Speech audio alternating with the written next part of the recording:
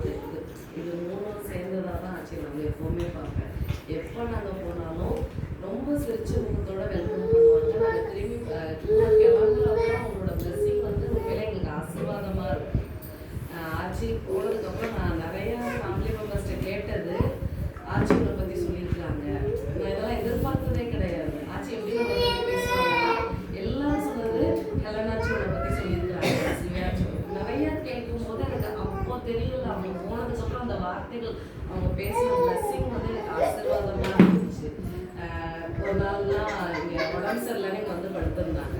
நானும் ரவியும் வந்து அந்த வீட்டில் போயிருந்தோம். ரவி உடம்பு சரியில்லைன்னு, ஆச்சியும் உடம்பு சரியில்லைன்னு வந்து இருந்தாங்க. ஆனால் நாங்கள் ப்ரேயர் பண்ணலாம் ஆச்சி வாங்கன்னு சொன்னாங்க. உடனே எந்திரிச்சு வந்தாங்க. எந்திரிச்சு பாட்டு பாடி துதிச்சு துதிச்சு பாடுறாங்க. அப்போ சரீரம் பலவீனம் உள்ளது தான், ஆவி உற்சாகம் உள்ளது.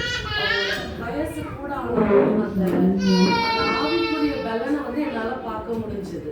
இப்போ நான் இவ்வளோ ஏஜ் ஆனாலும் நான் என்ன சொல்ல, நாங்கள் ரெண்டு பேரும் என்ன சொல்லுவோம், டயர்டாக இருக்கும் தூங்கிடுவோம். ஆனால் ஆச்சி வந்து அப்படி கிடையாது. துதிக்கலாம், வர்ஷிப் பண்ணலாம் வாங்கன்னா உடனே எந்திரிச்சிருவாங்க. அவங்களோட ஆவி வந்து எப்பவுமே பலனுள்ளதாக இருக்கிறத நான் பார்த்துருக்குறேன். சரீரத்தால் அவங்க பலவீனம் உள்ளவங்களா இருந்தாலும் அந்த உற்சாகம் உள்ள ஆவி எங்களுக்கு வேணும் இயேசுப்பா. எவ்வளோ வயசானாலும் அந்த பைபிளை எடுத்து வாசிப்பாங்க. இப்போ கூட நாங்கள் நிறைய டைம் ஃபோனில் பார்த்துட்டு சர்ச் பண்ணிட்டு வார்த்தையை பார்த்துட்டு போயிடுறோம்.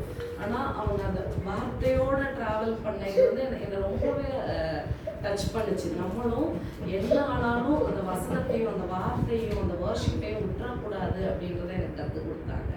அதுக்காக நான் வந்து ரொம்ப அவங்களுக்கு தேங்க் பண்ணணும்.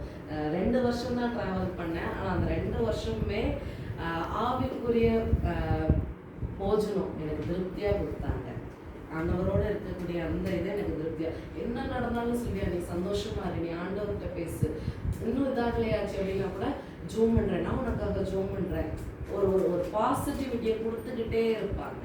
ஆண்டவரோடு இருக்கிற அவங்களால மட்டும் தான் பேச முடியும். நம்மளாம் சோர்ந்து போயிடுவோம். ஆனால் அவங்க சொல்லிக்கிட்டே இருப்பாங்க. அப்படியே எங்களை வந்து தேய்ச்சினாங்க. அதுக்காக நான் வந்து ராஜிக்கு ரொம்ப தேங்க்ஸ் பண்ணுறேன். இந்த நல்ல நினைவு போடுறதுல எனக்கு சான்ஸுக்கு ஆண்டவருக்கு நான் முதலாவது